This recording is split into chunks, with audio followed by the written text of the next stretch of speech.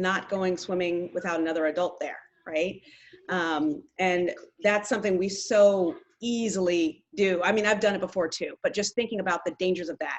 The pontoon boat wasn't anchored, so I think it was drifting, and the water moves in and out of that Lake Piru. All of these little things. Her son had on a life vest. She did not. It was in the pontoon boat, right? So all of these touchstones are things that we just need to keep in mind, and this gives us an opportunity to have these discussions together. And hopefully we can all take away something and maybe make some connections and learn some things from other people who maybe had some experiences, some of them devastating, some of them close to devastating, and all of them something that we can learn from. So that's where we're gonna get started today. What I would really love is that if you have a question, and also just a reminder, somebody needs to mute right now because it's like giving us background noise. So if everyone can make sure that you're muted, that would be awesome. I'm glad you're here. Maybe you're driving and you're listening, but just make sure you're muted, please. I'm your friendly movie theater attendant, even though you can't go to movie theaters anymore. But if you could just let us know your questions. We're gonna have someone who's looking out for questions. I'll keep my eyes open to the chat as well for questions, because we really do wanna make this as helpful as possible. But we'll make our way down through the different topics that we've set up here just to really help get our conversation going, but don't hesitate to ask any questions. So first of all, when you look at COVID-19 and some of the disparities, and it's something in my other job I've reported on a lot, and how it impacts communities of color and access to water. These are things that kind of go hand in hand. And so when we talk about how there are similarities, I want to bring in Dr. Angela Beal, because this is something that she's known a lot about, done a lot of research on. And you know, for everyone who doesn't know, Dr. Angela Beal and I went to college together, and we're on the swim team together. So to me, she's just Beal. So Beal, please go ahead and explain to us how there are parallels between these two worlds. The right people ain't on here. Hi, okay, and thank you. Welcome to so many of you. Thank you so much for joining us today, and thank you so much, Stephanie. One of the things that we have come to see, and is where we have gone, is really looking at the intersectionality of the aquatics field, water safety, with the social context of which we are a part right now. And one of the realities is that as we're looking at health, we're talking about what is health, and understanding that when we define health, health is really defined by 50% of it is social and physical health. So the other half we have to understand is a part of the social determinants of health, which consists of things like, as we're saying, education, poverty, access. And when we look at working in diverse populations, or culturally and linguistically diverse populations, as it's referred to in literature, what we're saying is really communities of color, and understanding how access, or the lack of access, can play a part, or how physical access to doctors and not having access to doctors play a part. And right now, in this age of COVID-19, we're faced with a trifecta, in the sense of we're dealing with issues of economics, we're dealing with issues of racism, where systematic racism is a term that you're hearing oftentimes. And when it comes to water safety, it's understanding that we have understood it, diversity in aquatics, although we need to, it's an unintentional injury under public health, which is why it's very important we have this discussion and move into that area. But it's also impacted by the same elements. And so what we have to do is understand that it takes a multi-sectoral approach via social justice, equity, and inclusion, as we look at access to the skills, the opportunities, the information that's needed to really make a difference. So as we engage in this discussion today, that's what we're really doing, working together. And just like COVID-19, some of the main factors that they're saying are solutions that we need to approach to actually be lifesavers in that sense is we need to have contact tracers from culturally and linguistically diverse communities. So here in this venue, it means we need to know who we know the drowning, right? But we need to know who is making a difference, who can help, who and how can we build relationships. In terms of COVID, we're saying the need to increase healthcare access. In terms of water safety, we're saying needing to be able to increase access to programming, awareness, education, and empowerment in communities. Because we understand, though you might give, when we're looking at the whole idea of equity, oftentimes we've seen that picture of the taller person, the medium person, and the smaller person, and we're saying that's equity. But the reality is, in that scenario, it's not that you have to give more and then everything becomes equal. The reality is looking at all of the resources and the entire socio-ecological, meaning our environments that we live in, and understand it's not a one size fits all. There's something that we might have to do differently, but it's okay, and communities aren't out of lack, but how can we build bridges? It's about communication. When we're talking about water safety messaging in terms of COVID-19, it's about, we can say about the importance of creating culturally relevant messaging, looking at really targeted messaging to communities, creating messages in multiple languages, but also looking at things like literacy level, health literacy, physical activity literacy, so we're making it readable. The same plays with water safety and just education and awareness as overall. So we're talking about data, but we're looking at, when we're working with culturally and linguistically diverse populations, we understand that a multi-sectoral approach is needed across the board. And through the lens of COVID, which is about, in a sense, this is really just awakening the ecosystem of which we're all a part. It's important that we begin to address it through a different lens, to be able to really address it a need. Because what do they say about insanity? It's that when you continue to try to do something the same way, expecting a different result. And that's really what our goal here is today. And what you will hear and see today is efforts at making a multi-sectoral approach, but understanding it doesn't end here, understanding there's not a solution here, but this is where you are a part of a community of practice focused on making a difference across the board with regard to drowning, bringing awareness and education to communities. All right, thank you, Beal. So listening to that, I wanted to kind of set the table, right? And listen to why we're here and why we want to be here to have this conversation. So to let you know who we're going to hear from today, we have with us some people from the American Red Cross. And the first person I want to talk about, I've actually met several times, because Connie Harvey has been a partner of Diversity in Aquatics from the start of our conventions. And so she's been there. She's the director of the Aquatics Centennial initiatives for the American Red Cross. And then Kate Waxler is here as well. She's an aquatics account specialist, training services. We're going to talk to her as well. There she is. She has a beautiful red top. And then also we have Rodney Marshall from the Office of Diversity and Inclusion. There he is. He's nodding his head. So he's here as well too.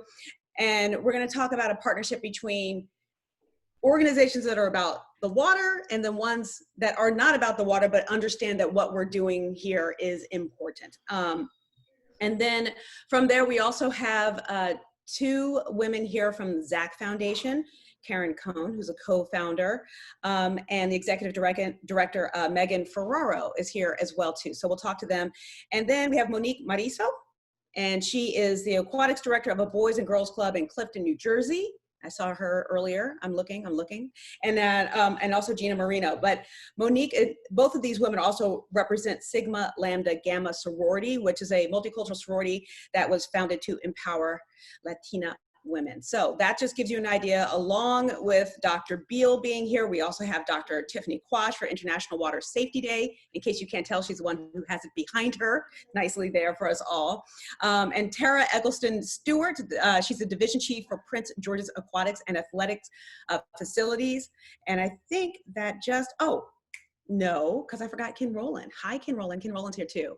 And so we're going to talk to him. He's one of our board members for Diversity in Aquatics, but he's out there on the front lines, working with people, training people. So we're going to talk to Kent a little bit about his expertise, just to get us started right here. So you know who's here, and then we'll move on down the line from there. So with that in mind, with Dr. Beal setting up why we feel this is a topic we need to discuss. Moving further from that, I just want to talk a little bit about some guidelines for what we should be doing while we're in the middle of this pandemic. And Connie from American Red Cross, if you could go ahead and just give us some tips on what we need to know. Of course, one of the biggest things that of the issues that we have in front of us right now is the fact that our swimming pools are closed down in most locations.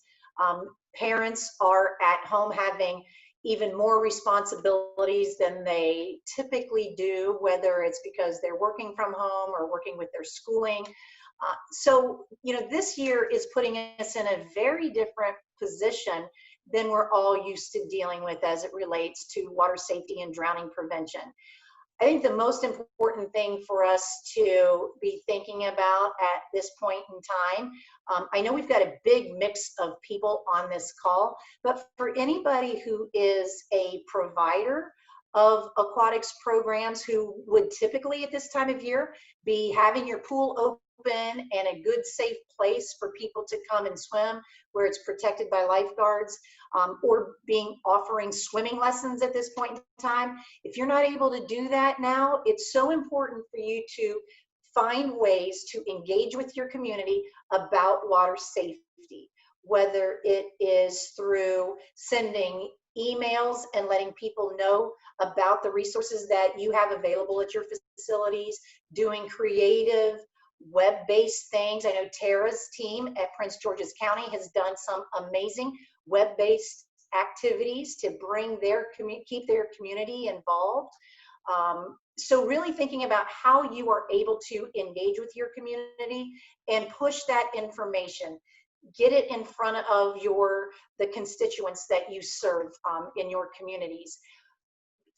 Reach out to the media. Try to keep it top of mind for people. We are seeing every day these tragedies that are happening, and there are things that we still can be doing to prevent that. If you are a non-provider, engage in the social media conversations and provide the resources that are available. There are a lot of resources available through the Red Cross that are free, and we will be talking about more of those as the time goes on. But I think the critical thing for us to think about right now is the awareness of the issues that are in front of us and what part we can individually play to let people know about the risks of drowning, why it's higher this year, and things that they can do to prevent it. And that's a really good tip about reaching out to the media. Just as someone who lives on that side of the world, reporters in smaller towns, they're always looking for something. So if you peg that to something newsy of an event that you're having surrounding drowning or making water safe, more than likely they're going to have a reporter there because it's visual and it's something everyone can benefit, especially this summer. So it's a really great point, Connie. And especially it's harder in larger markets, but in the smaller ones, it's actually quite functional. While we're talking about this, Kate Waxler, who's also from the American Red Cross, you're also looking at this and how to keep things safe. Do you want to add on to what Connie said? Yeah, definitely. So we're definitely seeing some tragic stories. I know, Stephanie, you mentioned one. There was just one in the Jersey Shore. So people are still looking to get in the water, and it's not necessarily in guarded facilities. So how we can get the water safety message out, as Connie said, is really, really super important. And I do want to point everyone to, if you go to www.redcrosslearningcenter.org, is the Red Cross website. And if you can click on our COVID resource page, that is not password protected. So anyone can click on the COVID resource page of www.redcrosslearningcenter.org, and there's some really great toolkits on there for lifeguard training and operations, for learn to swim guidelines, and there's also a great toolkit for aquatic providers and engaging your community in water safety that has some great resources that I know Connie and I will be mentioning throughout this call, this meeting today. So just know that the Red Cross, we're here. We still want people to be able to be trained, but COVID, it's unprecedented time. So the training may look a little bit different, but we are doing our best to have the training available, whether that's through virtual skills training, social distancing being implemented, and everything that you can find is on that landing page. And I will put the website in the chat box so everyone has access to it. Oh my gosh, look at that. Kate is psychic. That's exactly what I was just about to ask you to do. Thank you for reading my brain. No problem. That's awesome. So thank you. And that's a great resource for everyone to have. I want to go to Ken, because Ken Rowland is one of our board members at Diversity in Aquatics, but he's also always in the water and he's always training people. But specifically, Ken, you work with people from diverse backgrounds, you work in communities of color. When you look at how you do this, train people in the middle of a pandemic, can you give us some takeaways on things that you think really, just some quick items that would really help people understand the nuance there? Well, thank you so much, Stephanie, for having me, and hello to everybody. I would just want to say that using common sense as well as taking advantage of modern technology is what I basically have done. What we do is kind of like a combination of it. We start with the blended learning, as far as the American Red Cross offers the blended learning, whereas you can go online and you can go through certain scenarios and you go through about 9 modules, depending if it's lifeguarding or water safety instructor. And then once they complete that, my process is then they'll send me a copy of that completed. I've completed the 9 modules. And then what I do is I take advantage of a Zoom class just like this. And we're online and we talk about all the different things, normally what I would do in the lecture part of my class. And so I spend a great deal of time with them on Zoom, and we go over different scenarios, and we go over different skills. And then I bring them to the water. And basically that water is kind of like a 2-session type thing on a Saturday and a Sunday. And I have an indoor pool that I just got access to. And what I do is everybody comes in, of course, they're wearing a face mask. And we make sure that you have a swim cap on, make sure that you have goggles on.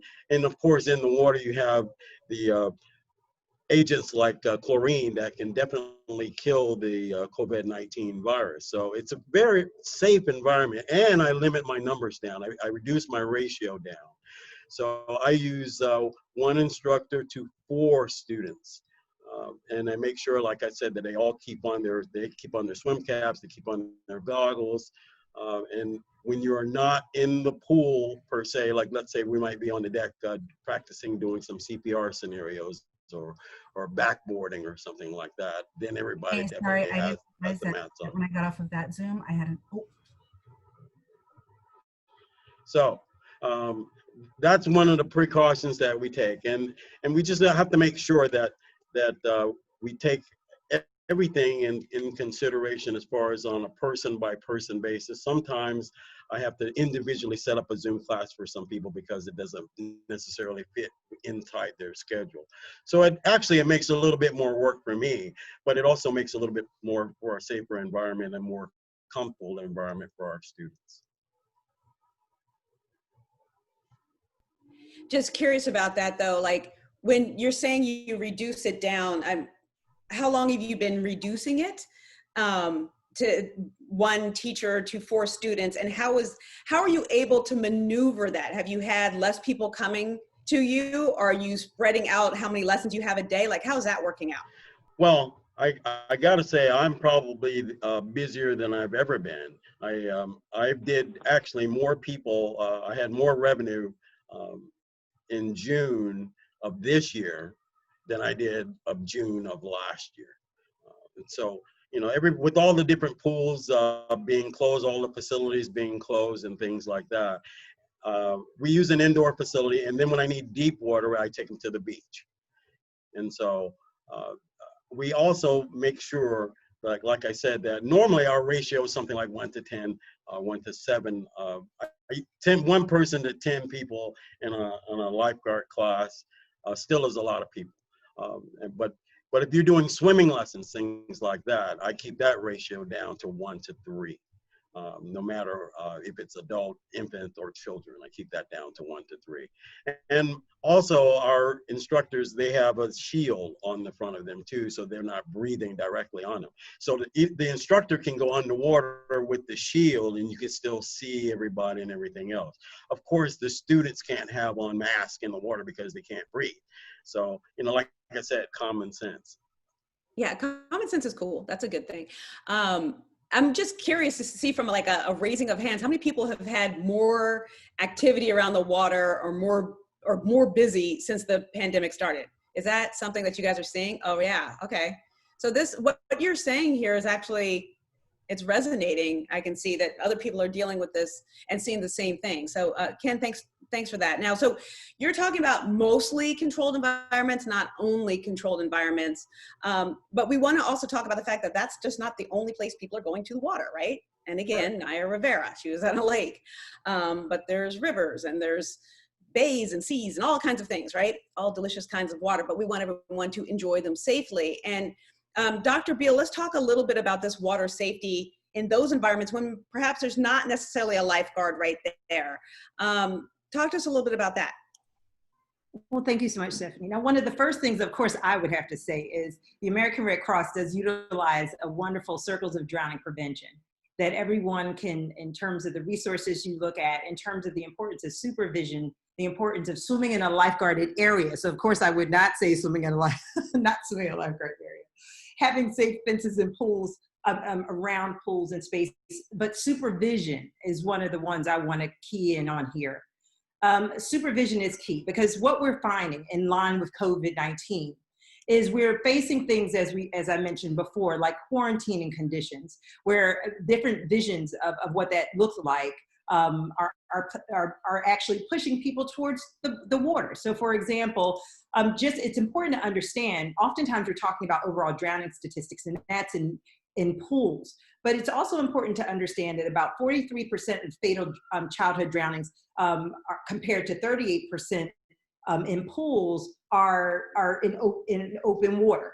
And that's in some data from Safe Kids National, as well as 9% being in bathtubs and 10% not even being known. So overall, with childhood drowning, when you're talking about it, open water drowning deaths, even though they have declined by 13%, it still was like 28% in 2000. So let's just talk about that. Now here in Philadelphia, and I see some of my Philly brethren here. Yeah, PDR, Philadelphia, born and raised in the swimming pool is where I spend most of my days. We always get into that. The reality is people, in terms of access, with pools being closed, people are going to the water. And this is what we're hearing. And here in Philadelphia, sadly, we had a recent drowning, in terms of right in the Schuylkill River of an 8th grader, Kair. I'm saying his name incorrectly, but I will correct it. But it's just the idea of families going to the pool area. I mean, going to the river, or going to open bodies of water, going to the Wissahickon area and swimming in just different areas. And it's important that no matter what, we talk about and raise awareness with regard to how to be safe in aquatic spaces, and understand that when we're talking about the importance of this, it's not just in pools. So by utilizing, for example, understanding that those statistics exist, for example, my daughter we're talking in diversity and aquatics about aquatic environments. My daughter does rowing with our BLJ rowing community at the Schuylkill, and her coach spends, we have a series of days where she has actually self-rescued with a rescue tube or the ring buoy I've given her from parents who have not been watching their children simply walking too close to the river's edge and falling in. Or along the Schuylkill, we have docks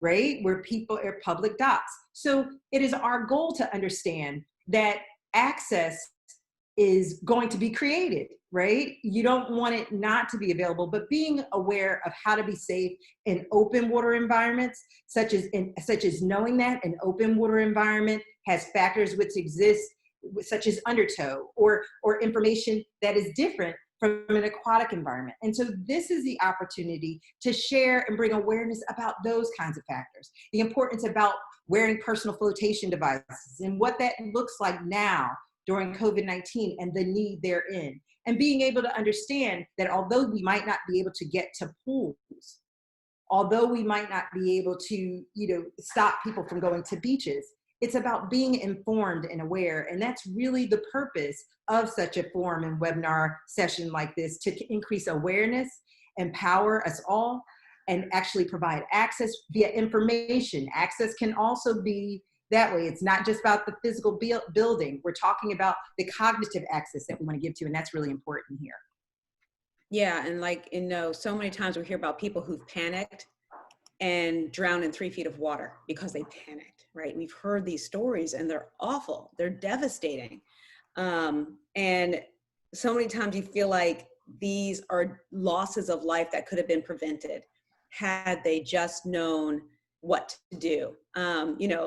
I've gone into the ocean and I've felt that pull and like swimming against it, and it takes everything in your body to say, don't try to swim back to shore, swim parallel to shore. But you remember it because you've said it enough times, but it's that idea of going through that and feeling it, but your body wants to be like, get back to safety, you have to just know how to respond. And it's hard. And, to that end, I want to bring in now Karen Cohen, the co-founder of the ZAC Foundation, because there's the open water, but then there's all of those smaller bodies of water that are in our homes and in our backyards.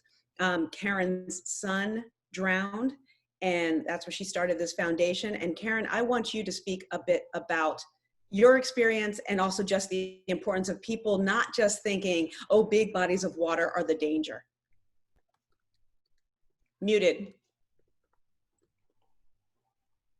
Okay. There we go. Sorry. Hi, everyone. Thank you so much for having me. As Stephanie said, my name is Karen Cohen, and I am the co-founder of the ZAC Foundation. And I'm here with the executive director of the ZAC Foundation, Megan Ferraro.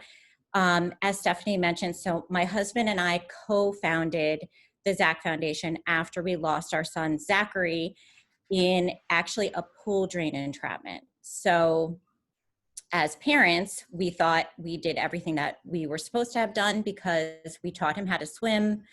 He was a really strong swimmer. At the age of 6, you could even say that he was an advanced swimmer. But we had no idea about this danger that was lurking in our own backyard. And so after we lost him and we were doing some soul searching, we started to do some research around drowning prevention and water safety. And the drowning statistics were surprising to us. We actually had no idea that the drowning statistics were what they are and still are. And at that point in time as well, when we were doing our research, we also did find the inequities that exist in the drowning statistics, which led us to our local Boys and Girls Club. And we now have a national partnership with them because we run what we call a ZAC camp. The foundation is named for my son, Zachary Archer Cohen. Those are his initials. And the camp is really just to provide, and I think maybe Megan will be addressing this a little bit later in terms of the programming, but we feel it's so important to have this partnership with Boys and Girls Clubs because they reach the communities that are most at risk for drowning. And as you know, we're all talking about access as well.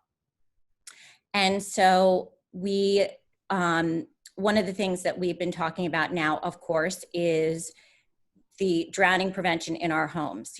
As parents, we are more distracted than ever. And I get it because I'm a mom and obviously I've been through a loss. So we are taking on more responsibilities while also possibly caring for young children. And, you know, that age group of between the age of 1 and 4, when they drown, they mostly drown in backyard pools. And we're seeing all the news on how people are going out, and since, you know, camps may be closed, as parents now we have to be camp counselors, and so we're going out and we're buying blow-up pools for our backyard, or we're buying, you know, little pools that kids can go in, and just to create some entertainment for our children. We have to be creative now. But many people don't know the risks. Pool safety starts when you bring your child home from the hospital. A little baby can drown in less than 2 inches of water. And obviously when they're that small, they can't lift their heads up. And so you have to be aware as soon as you come home from the hospital about water safety. And many parents are unaware, just like I was unaware about pool drain entrapments. I had no idea that if a cover came loose off a pool drain, that even an adult could become entrapped. I had no idea. So we just want to make sure that, you know, parents understand the urgency around drowning prevention now, because we are so much more distracted. It's not a lack of supervision, it's a lapse in supervision with your children. And you know, our children can get away from us within, you know, in less than 5 minutes time, and they are attracted to the water. So we want to make sure that if people are buying these blow-up pools, and that they're making sure that their children do not have access to those pools, and they make sure that if they do have a backyard pool that is not a blow-up, that there's 4-sided fencing, there's alarms on your doors if a child gets out, so that you know right away. And of course, keep checking on access for swim lessons. Obviously, some communities are opening up right now because of COVID, some are closing. But if you check with your local community or your local governments and see if there's some way that you could still get your children some swim lessons, because it's so important for them to learn how to swim. But we also want to make sure we supervise, we talk to our kids about going in the water, and we can even, if there is a pool that we have access to, then we as parents can take our kids, we can spend time with them in the water, we can give them mini swim lessons now if we have to, teach them how to float, teach them how to blow bubbles. You know, one of the other things that we want to also make sure parents are aware of is that their children really should be in Coast Guard approved life jackets, because those are known to be life-saving. And as Dr. Beal was talking about open water, that's something else that families should be taking with them to open water if they don't know how to swim, because there can be drop-offs, and 1 minute you're standing and the next minute you're underwater. That's and the other thing is flotation devices. If you're watching many kids in the water, it's easy to have them, but children with flotation devices oftentimes get a false sense of security that they know how to swim. And then if a child has access to water without a parent during that time, they think they swim, and there have been drownings because of that. So take off those flotation devices, let your children learn what it feels like to be in the water without them.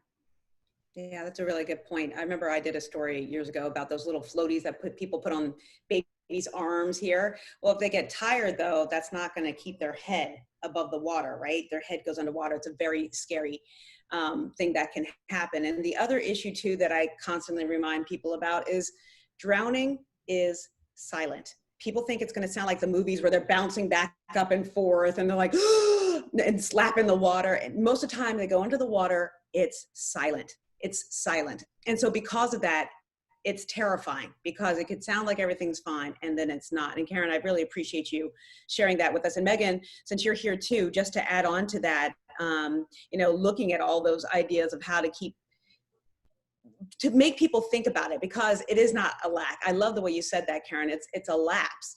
These are loving parents who looked away for a quick second and something happened. It's not negligence, right? In that sense. So Megan, do you want to just add on to what Karen was just saying? Sure. So there's a lot of things that parents can do right now to teach their kids about water safety and drowning prevention. So in addition to taking your kids into the water and teaching them how to tread water, how to put their faces in the water and blow bubbles and learn how to safely get out of the pool, we also want to talk to parents about what layers of protection look like. Layers of protection can be as simple as teaching your children not to touch, just like you teach your children not to touch a hot stove or to cross a busy street, to teach them not to go near water without an adult. We hear time and again from parents whose children have drowned in backyard pools that, gosh, I wish I had just told them not to go near the water without an adult. Teaching the kids to respect barriers. If there's a four-sided fence around a pool, even if you see an opening or that gate was left open, remind those children not to cross that barrier without an adult. We can't take swimming lessons in many parts of the country right now, but we can read books to our children about water safety and drowning prevention. There's dryland curriculum that the Zach Foundation has available. American Red Cross has dryland curriculum available. So you can really be working with your kids and teaching them about water safety from the comfort of your home. I say that I have 4 young kids under the age of 10, and it is insanity right now, juggling everything that I am juggling. But of primary concern is drowning prevention and water safety. And our kids are sponges. If we talk to them about how important it is to follow these rules, they will listen and they will learn from the examples that we are setting. A water watcher is a concept that we all talk a lot about, and really ensuring that, you talk to your kids about your job while you're at the pool is to keep your eyes on the surface of the water, to make sure that everyone is being safe. For kids that don't know how to swim, I like to tell parents, if you can't touch them and see the whites of their eyes while they're in the pool, they're not as safe as they can be. And so that water watcher concept is an important one for parents. And the idea around that is that the parents are constantly looking at the surface of the water for a specified period of time. And if there isn't another adult there to step in after 20 minutes or so, then everyone gets out of the pool and takes a break so that mom can go get towels, answer the phone, answer the front door. But there should never be access to a pool without an adult supervising. The Zach Foundation has a lot of community programs available, some of which are on hold right now. Karen was talking at the beginning a little bit about Zach camps, which are week-long water safety camps that we host at Boys and Girls Clubs around the country. We're also fortunate enough to be partnered with the American Red Cross, and we bring the Centennial campaign to Boys and Girls Clubs around the country, so that we're really able to provide a holistic approach to water safety and cultivating a community of individuals that want to be focused on water safety and drowning prevention. I'm sure Connie and her team will talk more about that Centennial campaign later, but that's a really important part of the programming that we provide in communities that we serve. And another interesting new development for us in the last 18 months here are community-specific drowning prevention action plans.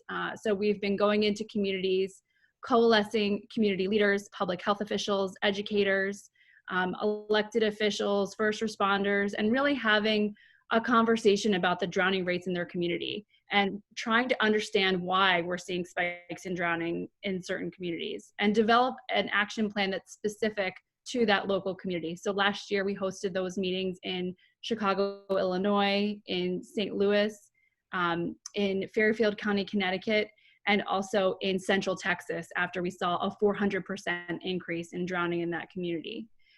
So for those of you that are on the phone, if you are on the Zoom here today, if you want to bring a drowning prevention action plan meeting to your community, please reach out to us. We would love to work with you in further developing those and really using those findings to help inform the National Drowning Prevention Action Plan that is in development now.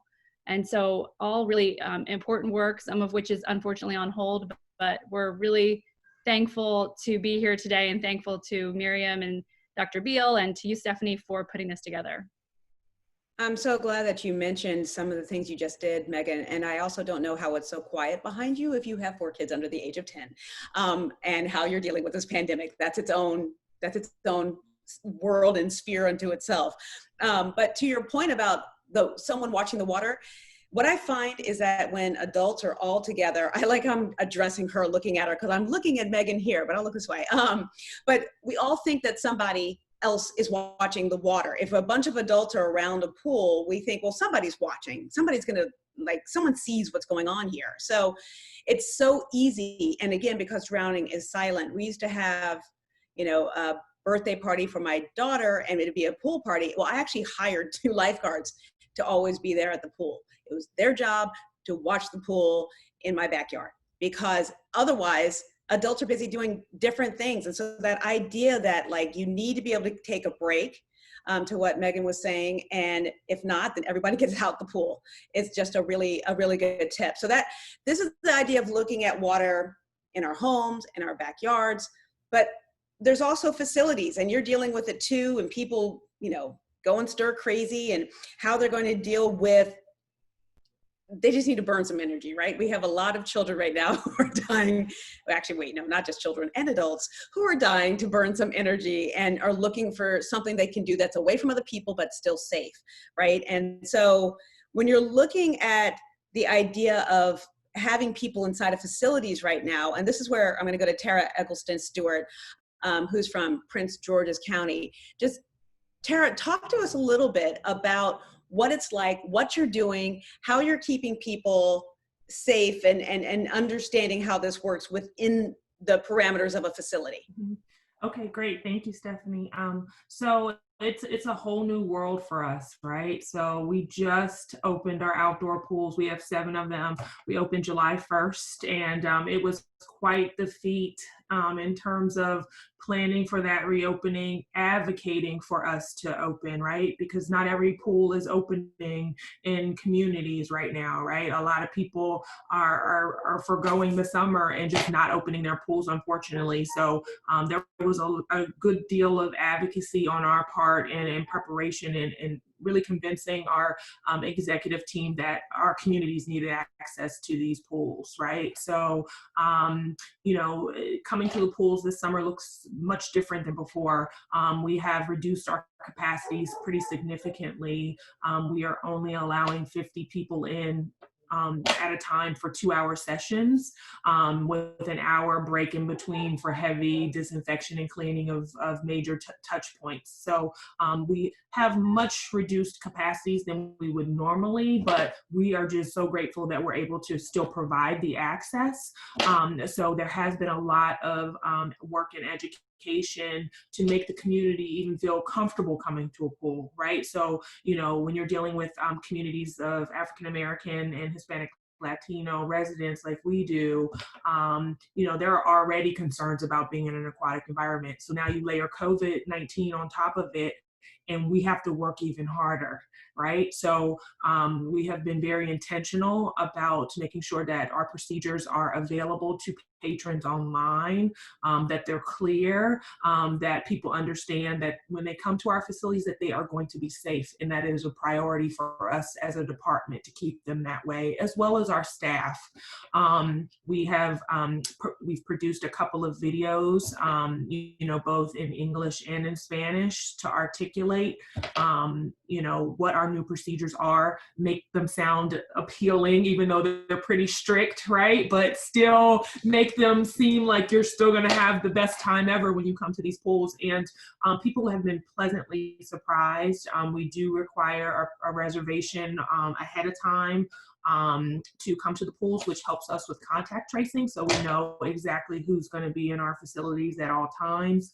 We have made some allowances right right now, our department wanted to be touchless in terms of admission policies. So we are not promoting wide use and acceptance of cash at all of our sites, but we did advocate, again, pretty severely to make sure that we allowed at least 3 of our outdoor pools to accept cash, because not everyone has access to a debit card or credit card or bank account, right? So, you know, Dr. Beal mentioned earlier that, you know, it's not just about race. You know, you have to look at socioeconomics as well, right? So, you know, we were insistent that we made that resource available so that people could come on site and pay for a reservation in advance, right? So we have met them if they don't have access to the bank account and the credit cards, and then also if they don't have access to a computer and online service, right? So we couldn't expect that everybody was going to be able to get on a computer and book their reservation. So we tried to think about those barriers and eliminate them while still reinforcing that safety is important and that it is going to be a different experience when you come to the pools.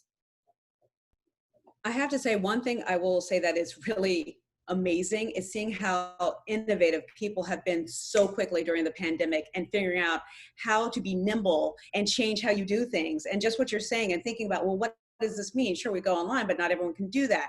And so I think that's a great thing to hear. And you know what else I was thinking about as I look over here to the comments? I see there's a theme over here.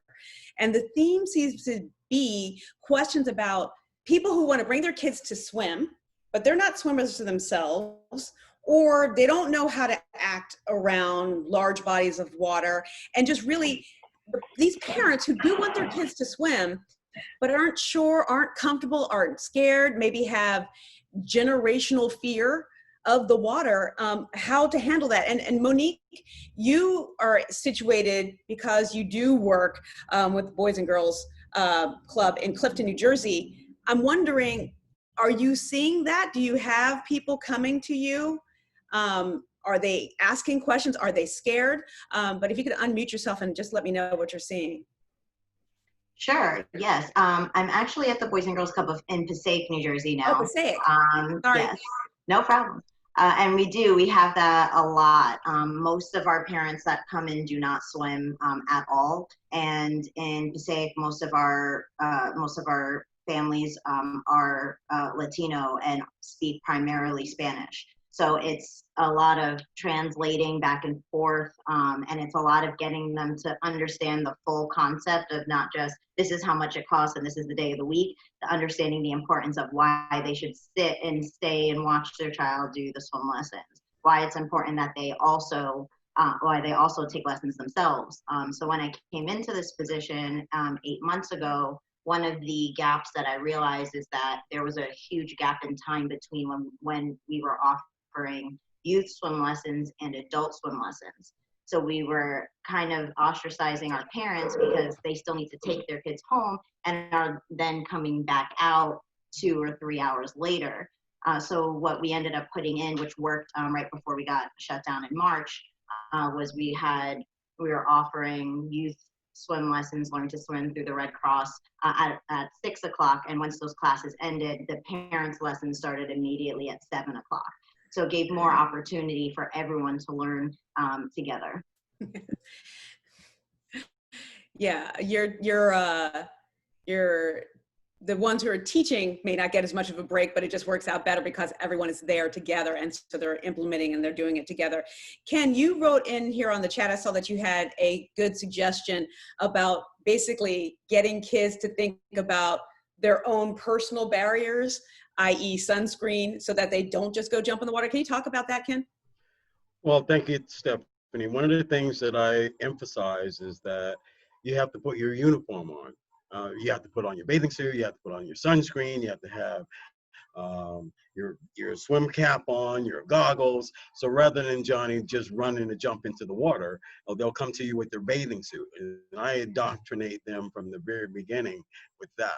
And so if you do that, that'll definitely help towards a mental barrier towards the entrance into the water for them. And so you have to educate, and you have to start teaching water safety right from cradle to death, actually, cradle to career, actually. Let me put it that way, cradle to career. And so I'd like to set up some kind of a feeder system, and that's the whole approach, is that they start teaching safety, and you start teaching the motions of swimming right away when you bring them home from the hospital. I start moving their arms, I start moving their legs, and I did this with my son. I put him in the water at 6 months, and I said, kick, and he went right to the wall. And so he's been swimming ever since. And now he's an instructor trainer, just like me. That's awesome. Yeah, I find this early introduction does help in kind of staving off that fear. And as long as we can keep our fear and that adult fear that we have sometimes of, like, you know, like, got my daughter a bike for her 10th birthday, but she rides and sometimes the front wheel, I'm like, don't go into traffic, right? You have to, like, it's that fear. It's the same thing with swimming, but it's like getting them comfortable with that first dive under and coming back up. It's like the earlier we do that, it's almost like the better. Another thing, though, can I Yeah. say this? Another thing is that we teach the whole family. All right, that's what I just got a contract to do some swimming lessons for an insurance company. And so what I tell them now is, let's bring the whole family. Let's train the whole family.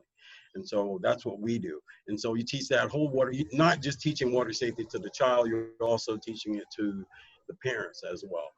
And it's a good bond. It's a good family bonding experience, right? To do that, everyone's excited about the progress that they make together, and that's actually really awesome. You know what? In fact, we were talking about the different bodies of water, and Kate, you know, if we're talking about water safety and what we need to bring it, and Connie hit on this earlier, but just the idea of what you need, especially parents tend to be like, okay, the kids have a life vest, but then they don't think about themselves. So that life vest, life jacket, you know, talking about just the importance of having them around and getting that word out, and how to get people to think that this is something they do need to buy. Yeah, definitely. So we definitely want to make sure, I know Stephanie, you mentioned earlier about water wings and the dangers of them. So we do want to make sure that it's a Coast Guard approved life jacket for non-swimmers and when we're having open water. So it brings back to the whale's tails lessons of don't just pack it, wear your jacket. And making sure that they fit properly and that they're on. And in the days of COVID, that each individual always should have their own, but especially in COVID, that we're not sharing those things without disinfecting them. So each child, each person going to open water on a boat should have Coast Guard approved life jacket. And to just teach parents that puddle jumpers can be great, but some of them, if you don't check the label, are actually not Coast Guard approved, and some are. So teaching parents to definitely check the labels and make sure what they're wearing. And kind of talking with the theme of parents who are fearful, we did just release a great course. It is free to take. It takes about 20 to 25 minutes, online course for parents and caregivers water safety. And this course goes through a lot of these things, how to prepare to be in the water, what they should be bringing to the beach and open water, and water watchers. All of those terminology is going to be in this course. So definitely pushing that course out to your parents. It's free, it's online, and we're also working on a version in Spanish as well. So that's a great resource for parents to have. And that is in the toolkit that's on the Learning Center that we have the website up there for. That's awesome. And then, of course, after we started talking about that, Connie, I saw your post, but do you want to just add on to that about just the idea is like, hey, and it's getting you guys out of the house and getting you to do something that's as a family where you're not just everyone's looking at a device. So it's a good idea. Absolutely. So Ken, as I was writing it as these words were coming out of your mouth about the family swimming lessons. So many organizations are offering swimming lessons as a unit so that the whole family can come and learn to swim. So they are improving their swimming skills. The facility is able to manage some social distancing a little bit more. But also a super cool part of that is the whole family is learning water safety together as well. So that when a parent, when they're talking about the importance of having a water watcher, like Megan and Karen said, you can teach your kids these things and teach them to expect that from you as well. So if if there's more than one parent, more than one adult around, it's like, well, who's watching me? You know, it's just like a child now would never let you throw something out of your car window because that's litter and you don't litter. You know, the children can check you on these kinds of things. So saying, hey, who's watching me? Who's wearing their water watcher card? So by letting them all be a part of that, they're gaining experience together, they're bonding together, they're learning together. And oh, by the way, it's something that can work well for the facilities as well, as they are trying to manage the social distancing that's happening, that needs to happen at aquatics facilities, and also deals with that contact tracing. They're, you know, by having it all within the family, that helps significantly in so many different ways. I have to admit something, that what I was really struck by with the news of Naya Rivera was the fact that she didn't have her life vest on. I've been swimming since before I was 1. So for me, I'm almost just as comfortable as I am in the water as I am walking. And oftentimes I'm like, I don't need a life vest. I don't need a life vest. Also, I can float for like ever, right? But when I listened to that story and the fact that they were out there by themselves and she didn't put her vest on, it actually, I mean, when I think about it, it makes me emotional, because that little boy was out there by himself, asleep in the pontoon. You know, it's like this false sense of security. And I'm pretty sure I'm not the only person who's done that, where I'm like, yes, let's make sure you have your vest and I don't put mine on and it's just the two of us in the pool. I have done that. I am going to admit that I've done that. But listening to that story and how that little boy was found just floating by himself has really hit me in a place that has made me rethink even some of my own best practices. And it's a teachable moment, right? It's a really good teachable moment that I'm so sorry that her family is going through. And I'm so sorry for that little boy to have to grow up without his mom. And then I think about how she mustered the energy to at least get him to safety, right? So the life jacket topic seems very timely to me right now, just because of that, because of what we've seen. And you know, you were talking about the water watchers. I think we spent some good time on making sure that people understand this. And I want, you know, I guess the part of that I think about too, though, is that you want people to be safe. You don't want to totally terrify them away from the water, but at the same time, you want them to respect the water. So it's a fine line, right? It's a very fine line that we have to walk, and it's complicated. It's not going to be easy or the same in every region of the country or the world, wherever you are. It's not going to be the same. And so, you know, with that in mind, let's go to Tiffany, because Tiffany, where are you? There you are. International Water Safety Day. There you are. And so I keep coming back to that thought, though, about just how we do things in different places. And so why don't you talk to us a little bit about International Water Safety Day, Tiffany? Great. Let me first say thank you so much to Miriam and Diversity in Aquatics, and thank you, Stephanie, for the intro and just moderating everything for today. So with the International Water Safety Foundation, and specifically with the International Water Safety Day, does everybody know when International Water Safety Day is? 1, 2, 3. May 15th. I should have been like unmute, but it's on May 15th. I forget where I'm at. So International Water Safety Day, it's really a beautiful opportunity to educate the entire world about the importance of water safety. And by doing that, we're not just saying, hey, listen, you need to be in the water, but it's also important to have that education being outside of the water. So if you go to internationalwatersafetyday.org, you can actually register for stickers that we work with the American Red Cross to register everybody for those stickers. We sent out over 1 million stickers last year worldwide. And we're not just talking about here in the States. We are talking about in different countries. And people might be like, oh, well, it's just like a sticker, whatever, like, hey, I voted sticker. No, the beautiful part about it is that People are making announcements on at their schools. People are taking this amazing initiative on this day. No, not on the day after, not on the day before, unless you're like me and I celebrate my birthday for an entire month. We're saying May 15th is International Water Safety Day. And that is the beauty. Everybody knows, oh yeah, May 15th, International Water Safety Day. So it's really, like I said, it's an opportunity to encourage everybody to talk about water safety and to have, and I'm thinking about Dr. Beal when I'm getting ready to say this, it being using culturally competent language. You see, the problem that we have in our swimming world is that sometimes we don't work with communities. We tell the community what they should do. The beauty of what we do with the International Water Safety Foundation is that we say, hey, listen, we're working with you. We're trying to make sure that we understand what that community needs. And that is the beauty of International Water Safety Day. It's not just saying you should have done this. It's about really bringing everybody together. So again, you get a lot of resources, internationalwatersafetyday.org, right here. All right, 1, 2, 3, what day is it on? And everybody, I mean, yourselves, I'm gonna be like, okay, just kidding. Just kidding. No, but May 15th is International Water Safety Day. So if you have not registered for your stickers for 2021, you need to do that. Okay, and every year, now please register for your stickers before May 15th.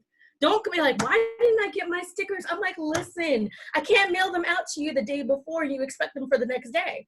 Okay, so register for your stickers. There are amazing resources. I was reading the questions. There are amazing resources there. We work, again, American Red Cross, ZAC Foundation, Diversity in Aquatics, and I'll talk a little bit more of our relationship with Diversity in Aquatics later on. But the beauty, again, we have these stickers for you. We have these free, my favorite 4-letter word, free, F-R-E-E, 4-letter word to get information, not just for your schools, but also for those grown-ups at home or wherever they are, everybody. And that it is free. So internationalwatersafetyday.org, May 15th, don't forget it. We're here. And if you have an organization, you're like, hey, we don't want this logo, don't worry about it. We can work with you to get your own logo up there, okay? So come celebrate International Water Safety Day with us on May 15th. I'll be quiet now. But you're so excited. We love that you're so excited. So excited. My birthday and my wedding, you know, like, hey. She's like, oh my gosh, what is that day? No, but awesome, Tiffany. Thank you so much. She's so excited. But no, it's important because there are days to get people to focus their attention to what they can do and learning more about that. So, and also with the mail taking as long as it does right now during the pandemic, I don't know if you've all noticed it, it takes a lot longer. Everyone's going to want to have to order their stickers earlier. You know, we talked a little bit about this, but I think it's worth hitting on again about how do we teach people outside of the pool, if they can't get in the pool, if we can't get everyone in the pool at the same time, how are we going to get them to even consider, you know, what a safe water environment will look like? And Tara, again, you're out there, Monique's out there, maybe both of you guys can come in on this, but Tara, like what kind of other lessons do you have for people that are, you know, up on deck? So, you know, we have been really taking advantage of the virtual environment in terms of water safety education. So whether that is through sharing information on social media, we did a big push with National Water Safety Month, promoted a number of the American Red Cross water safety programs, as well as Pool Safely, and several other organizations, and really pushing information out there. But you know, I wish that we would not just focus on one month in May, right? But like making water safety a part of our everyday. So, you know, we're also this summer, with us not really being able to offer summer day camps, swim camps like we would normally, we are offering virtual club houses, what they're calling them, virtual clubs. So we are using a lot of information from the American Red Cross, their K-6 educational kits. And, you know, that is like ready-made lessons and activities for teachers, for parents, for instructors, to be able to lead lessons, right? So we are offering week-long virtual camps at this point. So we're calling them our Water Safety Fund virtual camps, and kids are spending all day with us, and we have instructors that are taking them through water safety lessons. They are watching whale tails. They are learning about how to be safe when they walk outside of their door, even if they can't get to a pool right away. So, I'm just encouraging, as many people as possible to take advantage of all of the resources that are out there. Everyone's putting information out on social media, on their websites, and there are tons of webinars like today. This is a wonderful opportunity for people to have access to several professionals and really passionate advocates around water safety. So I just encourage people to do that as well. Yeah, I mean, I think that's fantastic. And Monique in Passaic, I've been to Passaic. In Passaic, what are you doing? Is there anything that you're doing to enhance your lessons that are, for people who maybe aren't getting in the pool at the time? Yeah, so our pool facility is not yet open. We're hoping that we can open in August. But right now what we started putting together was we're doing Water Safety Wednesdays, which actually started today. So each Wednesday, since we have our kids in our summer camp, it's one instructor to about 8 or 10 kids, and they're with those same campers all day, as per our COVID-19 guidelines. So we have our instructor, our staff member, who's walking them through a different long-tail whale's tail lesson every week. So they watch the video, they do the coloring, they do the crossword puzzles. So they do every single one of those each week. And then since I sit at the front desk, when they walk past, they're giving me a little update about how they were doing. So I had a little girl run up to me today and she was like, "You don't jump in, you reach or throw, but you don't go."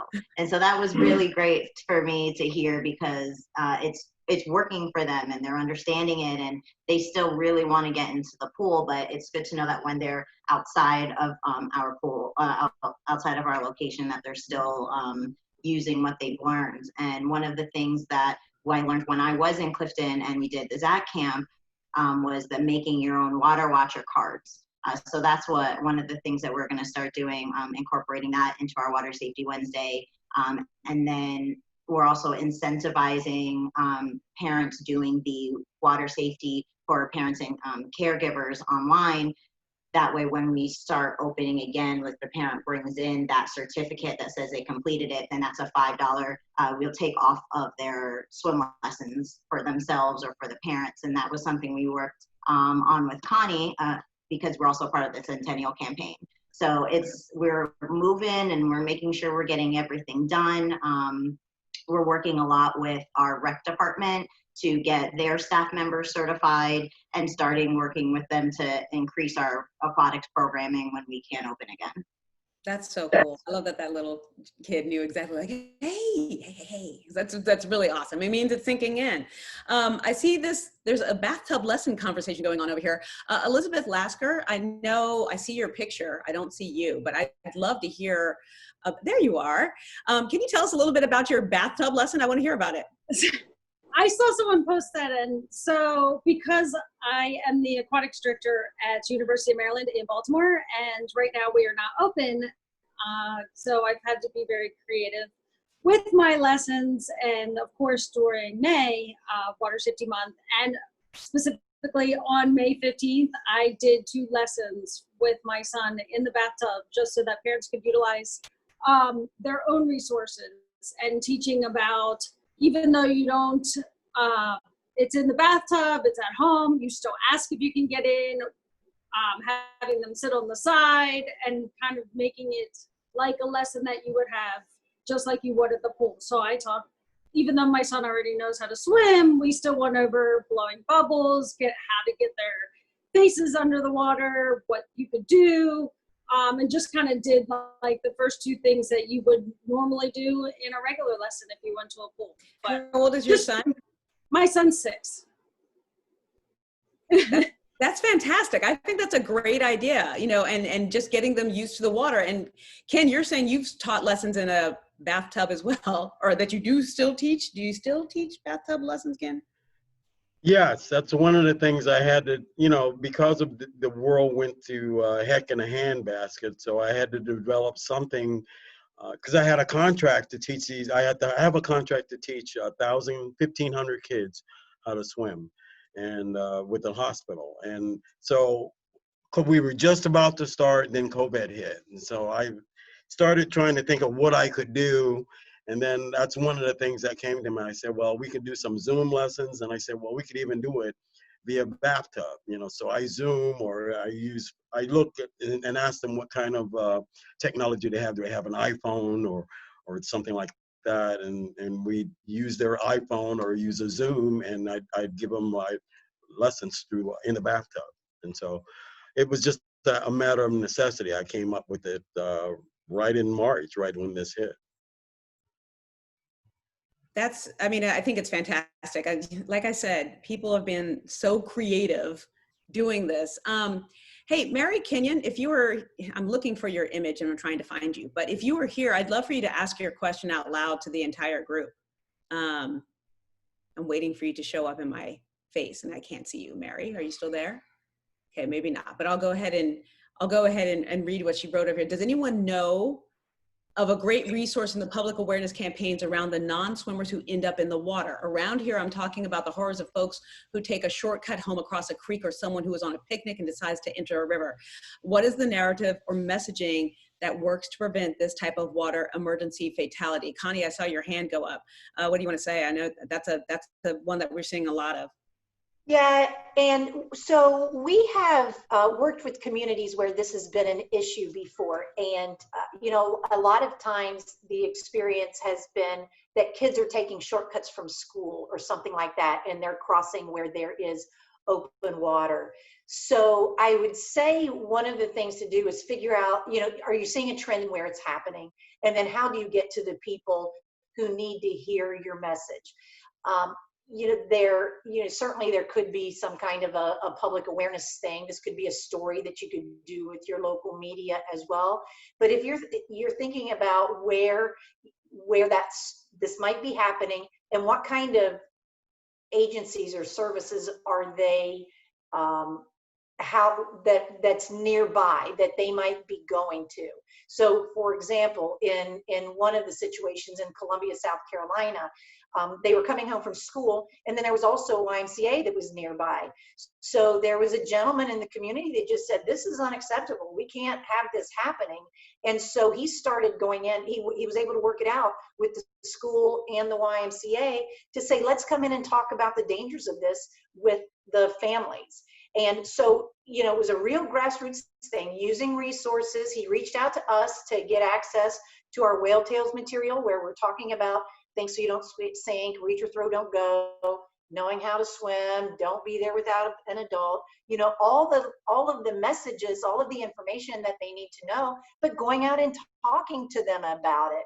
Going back to what Megan and Karen said early on, talk to them about it. If they don't know it's a risk, then they aren't going to protect themselves from it. And so making certain that they just learn about water safety and why this is a bad idea is just a great place to start. So I would say that I don't know of any very specific PSA materials or anything like that, but it's getting in at the grassroots and figuring out and getting access to the general materials that are available, and talk to the people who are being impacted by it, or in the communities, what is potentially causing this, or again, like I say, the trip home, making shortcuts between school and home, what are the other conditions, and go to that as your starting point. Yeah, that's true. A lot of people don't think about that. Like, I live in Los Angeles, and one of the things we say is, like, how many bridges do you drive over to get to work and to get home? And most people don't know. Like, some of them are bridges, but if they were to go out, how would you get home? It's sort of that same idea of thinking about what's in your path and knowing it, and then knowing what that could mean. I mean, like, covering Hurricane Harvey in Houston, well, there's a bunch of bayous behind a lot of those homes. That's why it flooded like it did, right? But those are all natural areas that could potentially lead to disasters that we need to be prepared for, right? And so that's something to keep in mind. The other thing that is also helpful is more people knowing that they need to be water safe. And so part of that is making partnerships with organizations that may not be aquatic. Maybe they're not even thinking about, part of their mission statement is not about being safe in the water, but understanding that what we're all drawn to and what we're all trying to do here is make the world more water safe, and by making people more aware and learning how to swim and being aware of, instant safety mechanisms, like, even little babies learning to like bloop, float over and turn on their backs and all of that. And so to that end, I think we should speak to Rodney Marshall, who's been so patient. But Rodney, you have done a lot of work about getting different organizations to come together and understanding why this is important and the importance of getting, I see you've got like the Black Greek organizations who are a part of this, Jack and Jill. So Rodney, talk to us a little bit about how you've put this sort of alliance together. Sure, Stephanie. And this was an easier win for us to get partners to on board with this initiative. Listen, the mission of the Red Cross is to alleviate human suffering, right? And so we have a number of programs that provide preparedness that speak to that. We have Home Fire Campaign, Centennial Campaign, obviously, doing a number of things around blood drives. But then when you look at each one of those and ask yourself, so where is the disparity amongst those initiatives? For every one of those, it's Black and brown communities, right? Where are homes burning down? It's in Black and brown communities. Sickle cell anemia, Black and brown communities. And so when Connie came to us 3 years ago and said, you know what, I really want to bring, Centennial Campaign where the drownings are happening at such alarming rates in Black and brown communities, I was on board right away. And so was my entire department in the Office of Diversity and Inclusion Services. And so we brainstormed with Connie to figure out, what partners can we bring to the table on this? And again, Stephanie, an easy win. Great organizations like SLG, Sigma Lambda Gamma, who's on with us today, taking these programs and just running with it, right? Jack and Jill of America, owning it, co-branding it with us, and running with it. Knights of Pythagoras, like you said, Stephanie, historically African-American Greek letter organizations, Iota Phi Theta is at the table. But just really just immersing themselves, providing this information to their constituency. And it's just been some real nice wins that we've seen. I will say Jack and Jill and SLG, Sigma Lambda Gamma, they have been really our top performers in this space. I certainly want to invite Monique to talk a little bit about this, but just the excitement that we've seen as they've engaged with us over the last few years. And because these organizations and partnerships offer community presence, local presence. So SLG, has sorority organizations, sorority entities across the nation, various states. It's easy, right, for them to own that and run with it in their local community. So I'll open it up to Monique to share a little bit. I know Gina's on the call as well, just to share a little bit about the success we've seen in our collaborative partnership. Yeah, sure. So we've been part of NADPA for 3 years, and Gina and myself both came from aquatic backgrounds, and we're both lifeguards before. And we were already working with the Red Cross. So when Rodney approached us with this, we just jumped on it. It was amazing. So what we've been able to do so far, every year we have a national convention where all of our membership gets together. So our last one in 2019, we did it at Lafayette in Louisiana, and we picked a university that had a campus with a pool on it. So what we did was Gina and myself both taught our members how to swim and had a pool party. And we were expecting maybe we'd get like 3 or 4 that would want to come because, it's the last day of convention. Everyone wants to hang out, have a good time.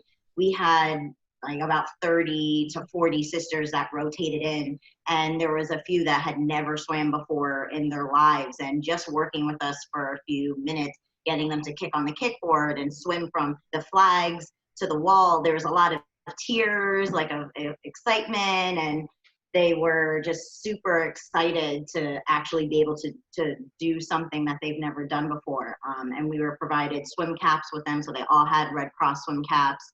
As being part of Diverse Partner, Red Cross gave us money to continue our efforts of water safety. So what we did is we donated that $1,000 check to the university because they do work with a diverse population, so they are able to give swim lessons out to their membership.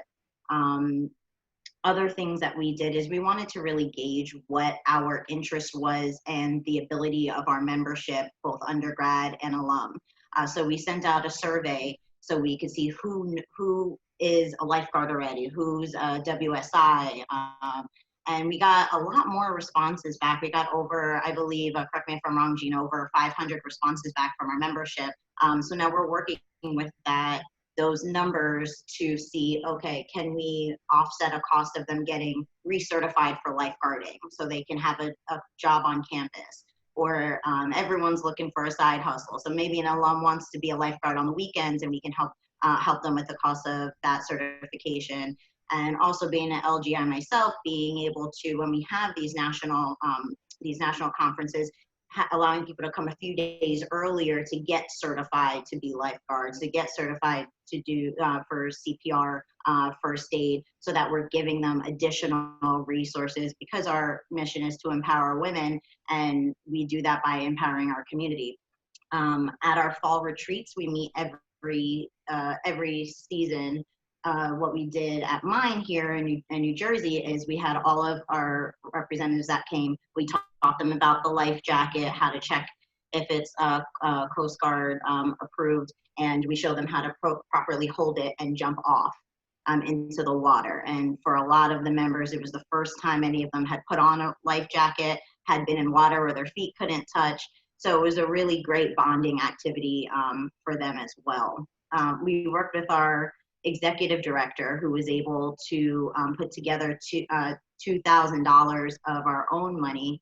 And in that, we were able to provide scholarships in our 10 regions of the country for our members and their children to do mommy and me lessons, or just lessons for themselves. And they've absolutely loved that and taken off. And we're working through doing that again. And we're partnering with the same Water Safety Wednesdays that I started in Passaic, that came out of doing that from SLG. So we're sending out messages to our memberships every Wednesday, just with the water safety for parents and caregivers information, and just quick facts like, did you know this, and that? Did you know this, and that?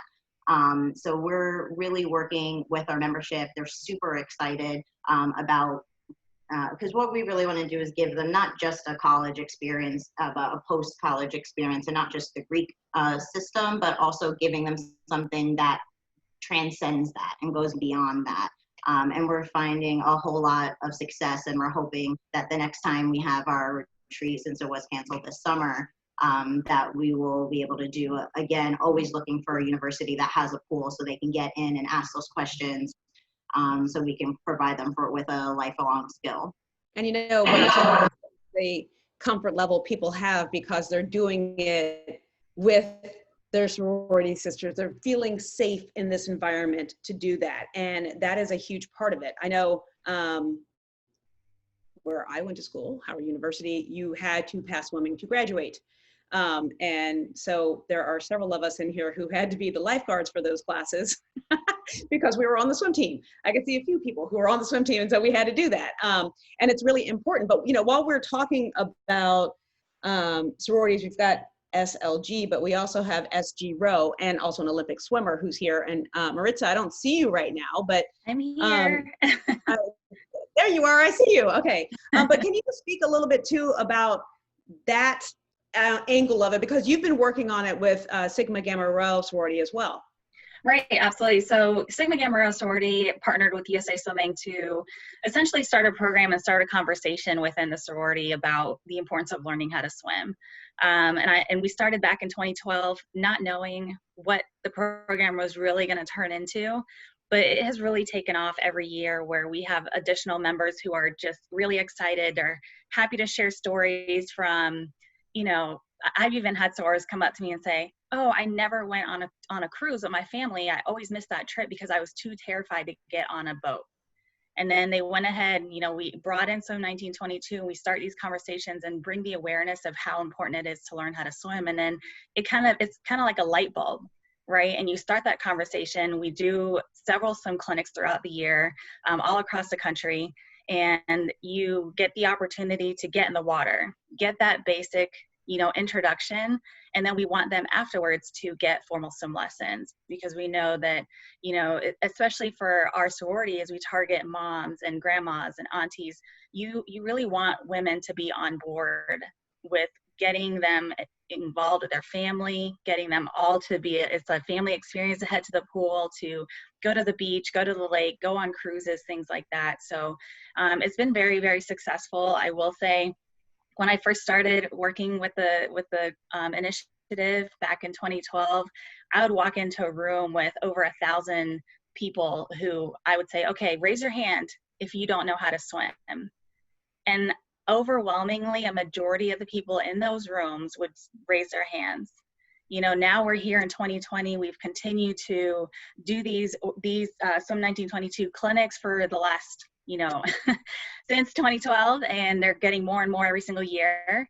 And now I say, okay, how many of you don't know how to swim? And there's so few hands that are starting to go up that I'm always like, okay, so how many of you know somebody that doesn't know how to swim? And that continues the conversation of like, okay, yeah, we are reaching our membership and we're getting them involved, but we also want them to get their community involved as well. So we went from having these major events happening in major cities at the conferences, at Boulay, which is like their international conference they have every 2 years. And then now we have local chapters. So now we're infiltrating into the communities at the local level, where they're figuring out, how do we host these clinics ourselves? Like, I'm not necessarily there at every single one of them, but they continue to have the materials of why it's important to learn how to swim, get that swim clinics, get them in the water. We partnered with Nick, Coach Nick, I see you on here at Howard. We partnered and have events there as well. And just partnering with their community leaders as well. So you'll see politicians and mayors that come in, and Senate leaders that come in, and they're like, wow, this is amazing, and it's a conversation that isn't ordinarily in the Black community, but we're bringing it directly to the Black community and continuing the conversation. I love that. That's so good. And you know what? You set me up perfectly, because I was about to go to Coach Nick, because Nick has done a phenomenal job of keeping the last standing swim program at a historically Black college and university alive. And first of all, Nick, you're still muted, but do you still have to take swim lessons to graduate at Howard? Absolutely. You've got Love not that. only do you have to take it, but you have to pass it in order to graduate. Okay, so that's good. But just, talk about that a little bit, because I think was it you that said that you didn't have that in the UK, right?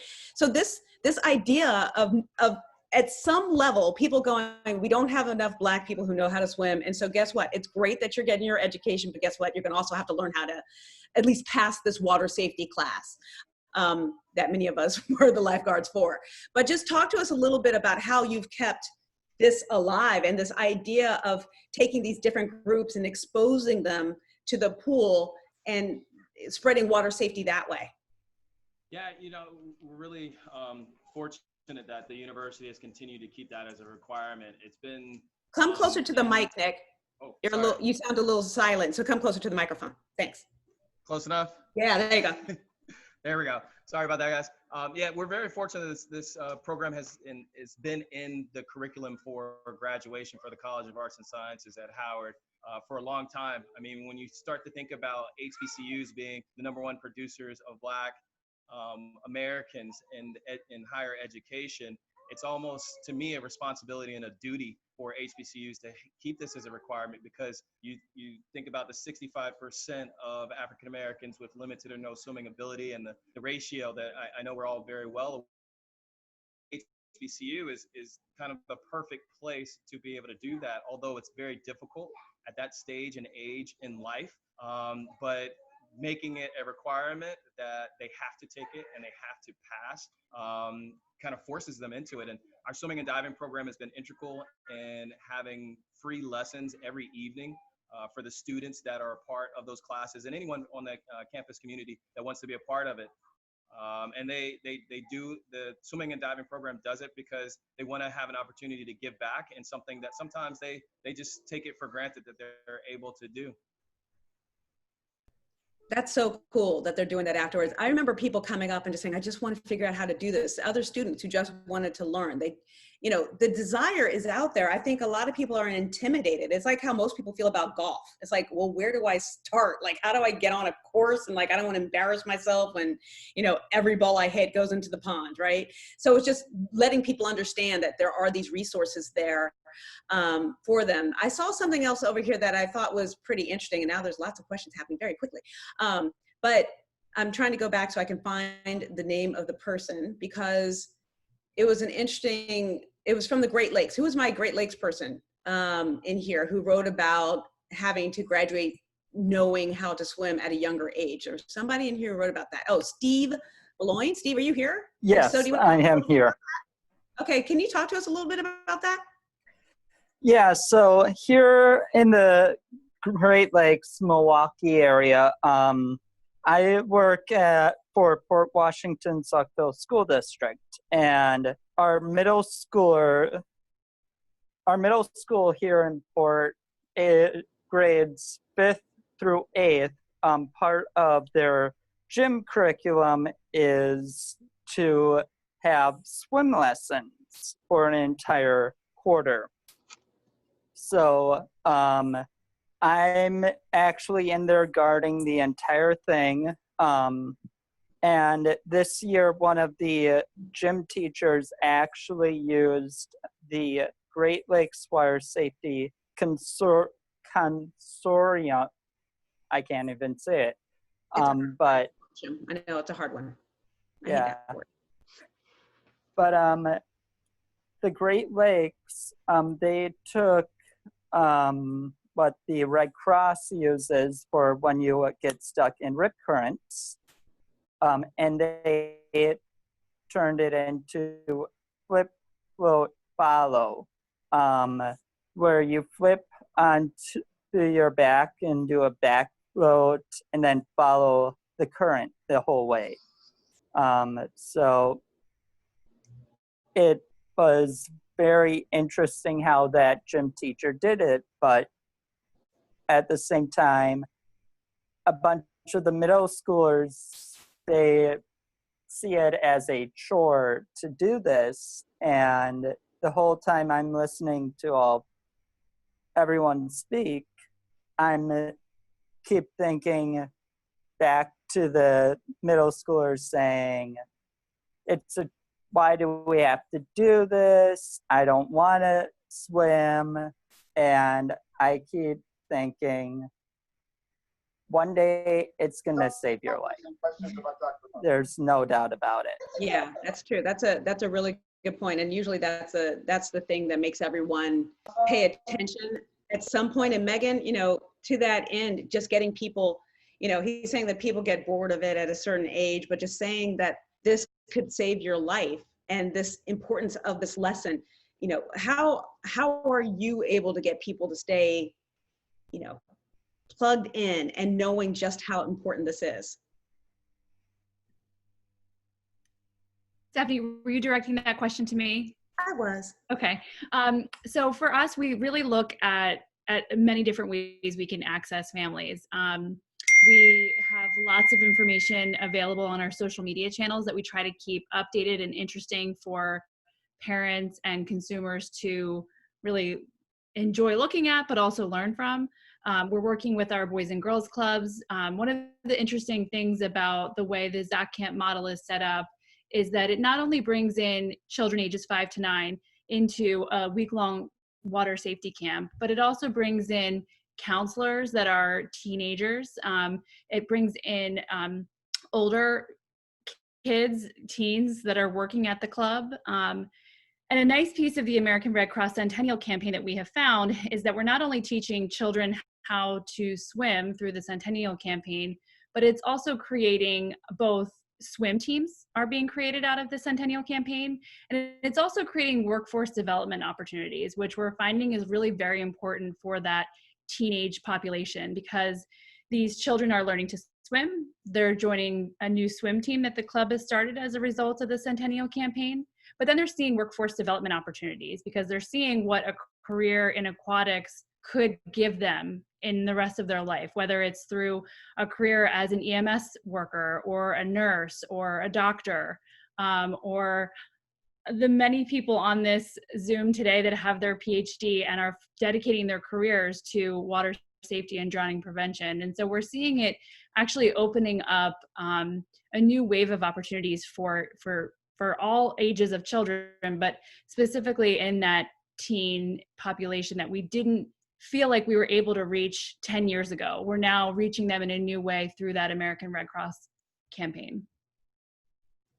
That's fantastic. And Connie, I know you've been posting about this, but do you just want to add to that a little bit?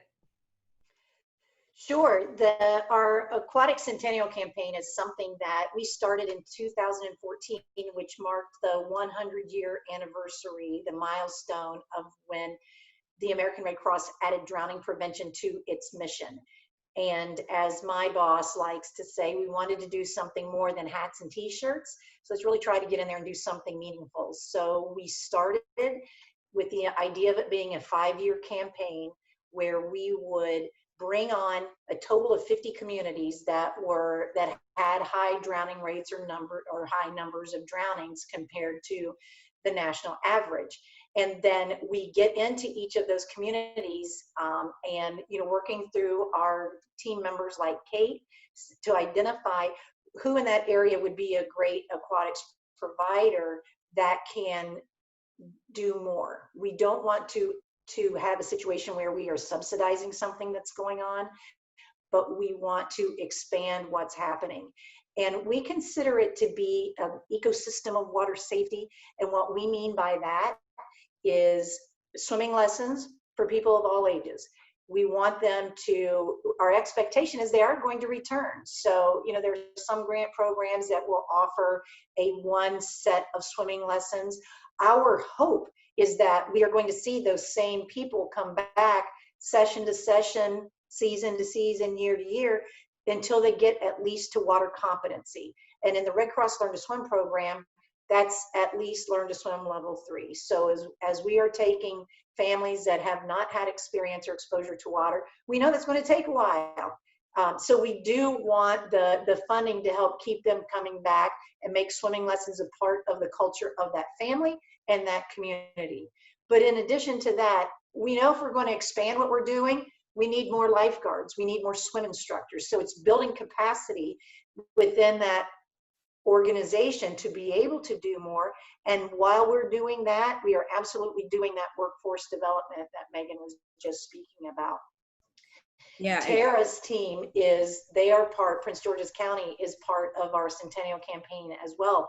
And one of the things, they've got some really cool programs called Lady Lifesavers and Guys Who Save Lives. So, they're kind of, making it even a cooler thing that they do to attract people into being lifeguards. So that's super cool. But we also are looking at the family as a whole. Excuse me, we're looking at the family as a whole to get water safety education. And one of the things that we have always struggled with is the ability to get another something happening at the pool when swimming lessons are going on.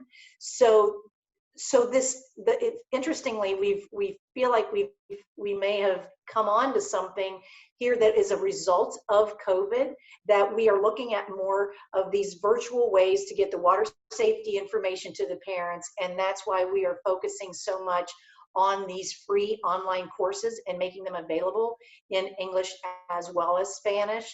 So, because we want to make certain that the families are understanding water safety and knowing what steps they need to take. But we are also looking at, okay, so what can we do with the community? And this is how we got to our organization, our group with our Office of Diversity and Inclusion Services, saying, okay, so how can we reach out beyond the pools, beyond the schools, and get to other parts of their community so we are not singing to the choir?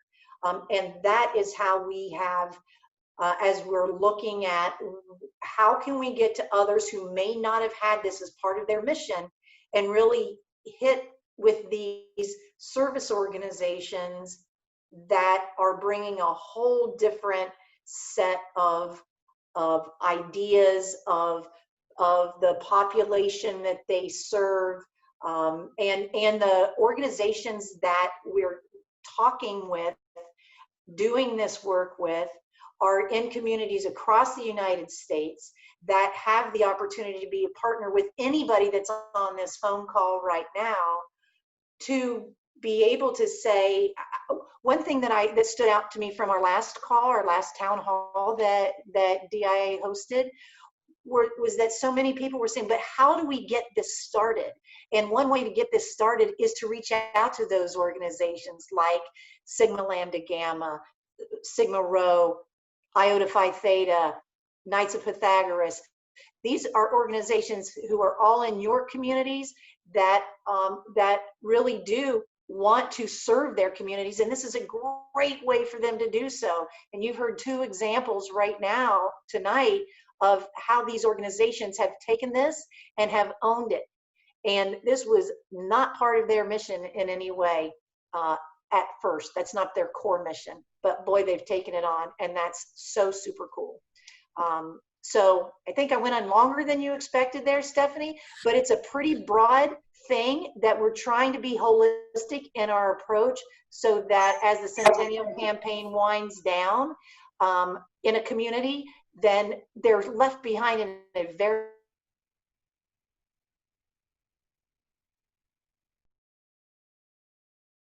leadership at the Red Cross.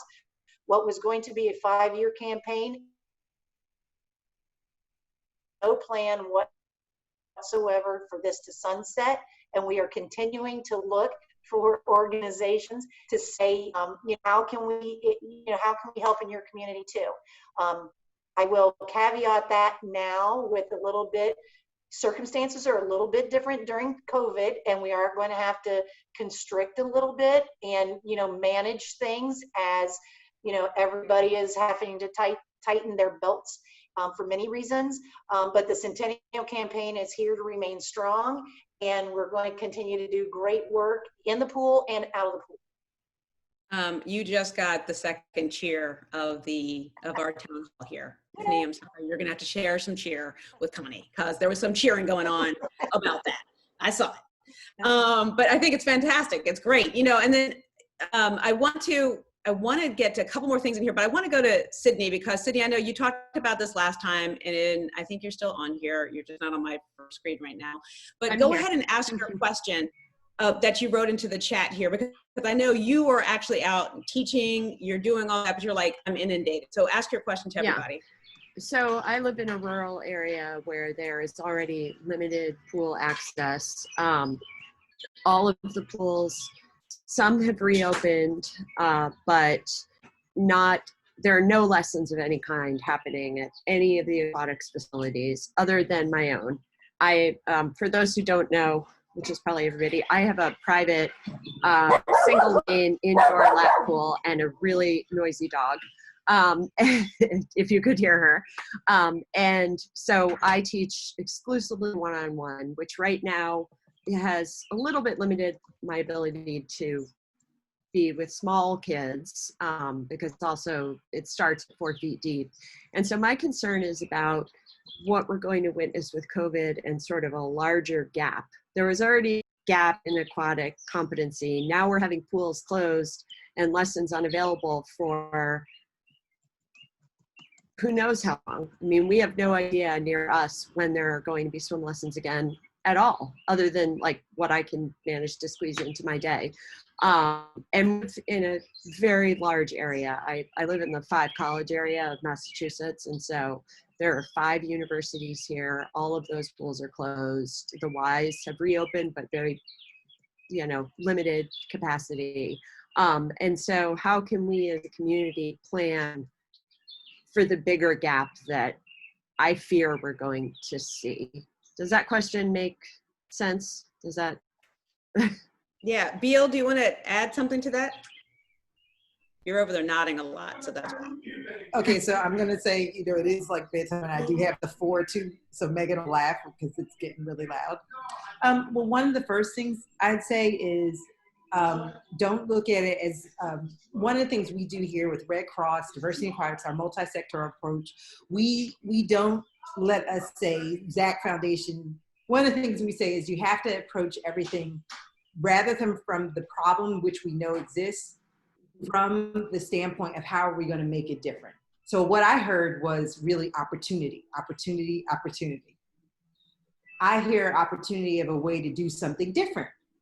So a lot of the resources we've talked about right now, the gaps that exist are a part of the social construct of which we're all a part. So they really actually are not going to be different. They are what they are, and they're going to persist. So our goal right here is how we're going to make it different. So right now, maybe in your area particularly, as well as we said before, everybody is unique. So we want you to take away from this webinar the opportunity of how your unique area will need something new. So how could you possibly build a coalition with those pools and say, let's maybe develop our own webinar or Zoom for learn to swim opportunities or information right here in our area to show how swimming and water safety awareness is important, but approach it from the standpoint of, so I'm a physical education teacher, ed, health person, understanding that learning occurs at 3 levels: the cognitive domain, the physical domain, and the social emotional domain. So if you look at it that way, it's not, the key here is when we're talking about water safety awareness, as we're hearing it across the board, it's about increasing access of the cognitive ability, of understanding that if you bring information, that can actually gain power. So maybe start there as a foundation and then begin to build, because oftentimes we think it only starts in the pool. And what we're saying is by the time you're in the pool, it's too late. What we're saying in this multi-sectoral group across the board, this community of partners, is that it begins right, you know, from the minute you come through a door. So if you like to engage in further conversation, Sydney, we can, to help you develop it specifically to your, you know, your surroundings. But think of it that way, not from lack. Okay, thank you. I would like to continue the conversation, so thank you. And I wouldn't have thought of that. I thought that was really quite good insight too, Beal, on like how to maximize getting to those pools. So like, okay, you have people with this knowledge at these pools right there in her community, and they're accessible. That was a good tidbit. So you gave us a little bit more, Sydney, and Beal was able to run with it. Ken, you were posting in here before when Megan was talking about the cradle to career. You want to expand on that just a little bit? Yes. Well, the whole concept came when we developed this swim program called Swim Central, and that's what I was thinking from that thing, is that I was realizing that we were only dealing with that first grade, second grade, things like that, and then I noticed then that we attacked the drowning statistics in that particular demographic, but then I also noticed then that there was African-American males that were drowning at a higher rate in the teenage area. And I was like, wow, I need to get to them sooner. I need to get to them, and I need to have a whole program from cradle to career. And so basically, as the lifeguard lieutenant in Pompano, I developed a program. It started out as Every Child a Swimmer, and then that's what we did. We went to the local middle schools as well as high schools. And I think this was even mentioned before, is that if I say that a lifeguard makes starting pay is $15 an hour, and it beats the heck out of working at McDonald's at $8 an hour. Now I got their attention. And so then they wanted to, you know, you have to motivate them. And so I use what the American Red Cross says, MARS. So I figured I use that: motivation, association, repetition, and use of senses. So that's what I did. I employed that methodology. And so I have never in my entire career throughout 45 years, oh Lord, did I say that out loud? I have never ever been at a shortage of lifeguards, and that's what I do. My mentor, one of them, and Connie, you know him, J.D. Hills, I still talk to him, and that's how he's an old school American Red Cross instructor trainer, and so that's the same kind of relationship. You need to always reach back and pull somebody up, and so that's the thing that we have developed here is a cradle to career kind of curriculum where they can go from just learning to swim and then advancing into like a junior lifeguard mode. Now you got lifeguards. Now you talk about a mentoring ship that can take them from being a lifeguard now to a water safety instructor. Now I also include, well, gee, you can go into business now. And I also incorporate how to set up your own business and how to get great insurance, and you get $5 million of coverage. And then now you're making money doing this, and now you're starting your own business. You're starting your own career, and I help mentor them. I also teach at Ball State University, which is the only university that offers a degree in aquatics. It's the only university in the United States that offers. That's really cool. Hey, I'm going to, just because we have 10 minutes left, how did we go through 2 hours this fast? How did that happen? Because it's just such good information. I want to just touch back quickly with Karen, because one of the things that I think other people may be figuring out too is the idea of how you get yourself situated within your community and getting your message out there and working so that you're actually building upon it. So can you tell us, Karen, a little bit about how you've been able to do that with the ZAC Foundation? Yes. So first, we actually started our programming in our local Boys and Girls Club here in Greenwich, Connecticut. And with that, we were able to pilot our program, which was our ZAC camp. And then after running the program successfully for a couple of years, we were able to get the support that we needed to create this national partnership with Boys and Girls Clubs. And then we've expanded throughout the country. And we usually, we're, instead of talking to you from inside our homes, we might be talking to you beside a pool at one of our locations where our ZAC camps are usually happening. And one of the things also that Megan mentioned earlier that I also wanted to mention, is it Sydney? Is that how you pronounce your name? Sydney? So, another thing you can do in your community, we have done, and Megan just touched upon this, is creating a drowning prevention action plan in your community. And that would also help to address some of the issues that you're seeing within your community. And we can get in touch with you offline to try and help you set that up. And basically we invite community leaders, we invite local leaders of local community organizations that are teaching swimming, Parks and Rec, we invite educators, and we all we put everyone in a room together and we talk about how we can address the crisis of drowning. And every community looks different. I mean, there are some similarities, like, there could be lack of access or, lessons not happening. Then once we get everybody together in a room, we kind of talk through and brainstorm. And actually, Connie has also participated in this with us as well, about how to put a plan together for your particular community. And so that is a newer initiative that we've been working on, in addition to having just our ZAC camps, and then also implementing in many of the Boys and Girls Clubs that we have partnerships with the Learn to Swim program through the American Red Cross. It's interesting too. You said something, Karen, that I've heard other people say, and it's realizing that these synergies, these partnerships, you can actually take your idea and your plan and go farther. And a lot of times we tend to think that we have to do this all on our own, but there's other people that have been working on it. And if we bring all these brains together, like, look at how much wider our web is and how we can reach out and help more people. And everyone here ultimately wants to do that. Otherwise you wouldn't be here right now, right? So that it just speaks to that. And it's encouraging, actually, especially when you look at where we are right now as the country and the world is battling this pandemic, it's really quite lovely to hear all of these people sitting here figuring out how can we work together and come together from very different places. I think it's fantastic.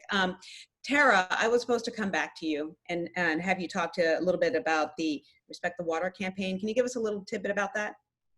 Sure, thank you, Stephanie. So I'm gonna switch hats. So I'm also a board member of the Association of Aquatic Professionals, and that organization has a water safety education program. It's called Respect the Water Drowning Prevention Program. And as Stephanie mentioned earlier in our discussion, the need to educate others about the various dangers of water, right? And teaching people to be safe by respecting the environment that they're in, whether that's a pool environment, whether that's open water.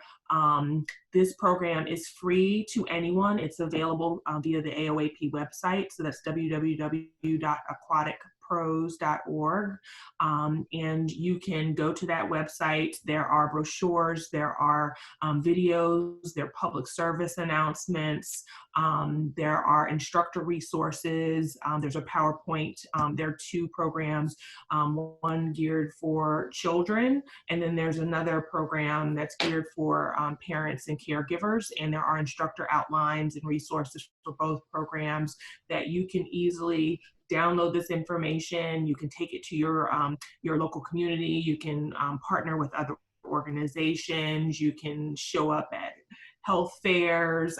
So there, you can really use the program anywhere. You don't necessarily need a body of water to educate others about the importance of water safety. So RESPECT is an acronym, and each letter stands for a very important part of being safe around water. So that's how we are educating others on how to do that from AOAP standpoint.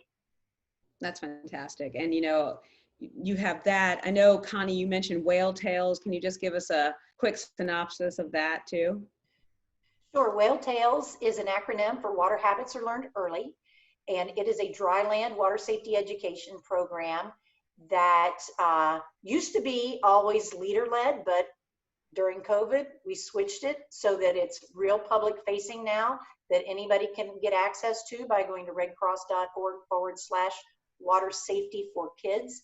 And it includes 8 safety topics that have a video.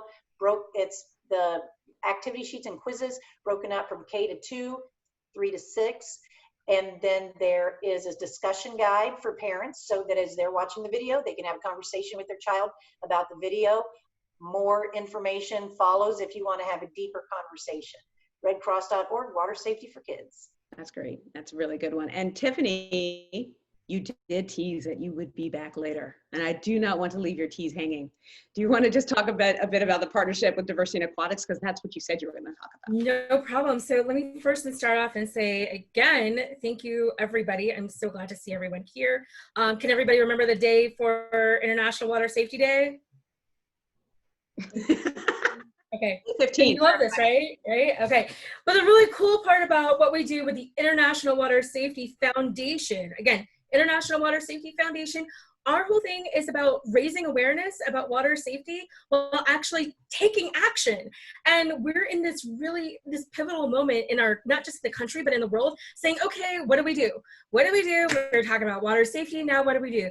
Put your money where your mouth is and actually get out there and say, hey, listen, let's actually end drowning, because it's a public health pandemic that can be prevented. I mean, I'm putting my academic hat on and then twisting it a little bit and saying, hey, listen, we work with Diversity in Aquatics, and see, where the beauty about Diversity in Aquatics is like, hey, this is the organization that's in the community. It has a network of over 1,800, close to 2,000 people. So together, International Water Safety Foundation is raising money so that Diversity in Aquatics and other organizations around the world can help with water safety. So all the money that's raised, 75% goes back to the whatever organization is raising that money. The other 25% helps organizations like Diversity in Aquatics do programming in communities. And again, the really short version, I will tell you now, I had a team out in Connecticut, for high school boys. We all know high school boys love to raise money, right? High school boys raised over $4,000 treading water. It's a treadathon. Treading water, raising awareness. People become advocates to create social change, and it's beautiful. So 75%, 25 cut. Raising awareness and saving lives and money. That's awesome. Thank you, Tiffany. That's awesome. All right, so we only have a few seconds left, but I want you to hear from Diversity in Aquatics President Miriam Lynch, so she can close us out here today. Miss Miriam. Well, thank you. And thank you, each of you, really, truly.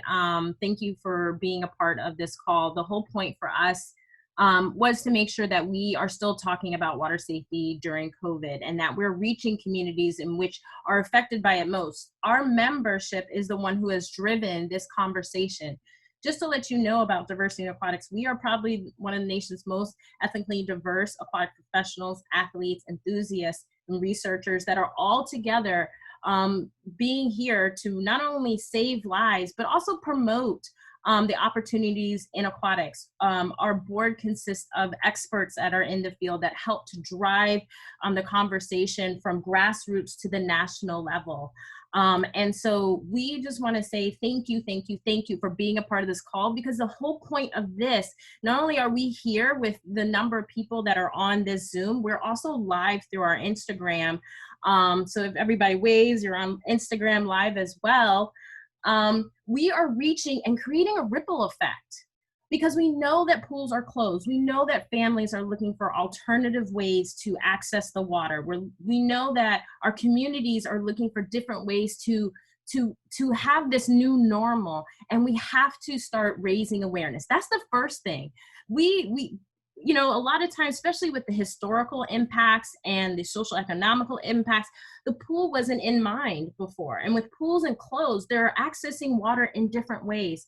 And so we need to make sure the awareness is there. And then once we create awareness, once we get to the learn to swim, the opportunities, as somebody on the call mentioned, is that we talked about the opportunities that are afforded in aquatics. And so that's what we are a part of for Diversity in Aquatics. We thank each of you for being on here. We thank each of our partners for being on here. I've watched the conversations, and the number of resources that we just shared during this call were immense. And so we will be making sure that we, one, send you a recording of this call, and then two, making sure that you have the same resource that were shared here so that you can have that same conversation in your communities. This is one of the center points of the Ripple. We want to continue this on as we go. If you guys have any suggestions for us as Diversity in Aquatics, please feel free to email me. I'll put my email in here as well. We want to thank Stephanie from CNN, who did a great job moderating today. So thank you, Stephanie, for being here and moderating. And we, again, thank you all for all that you guys are doing in this space to make sure that everybody is water safer. So thank you guys, and have a great night.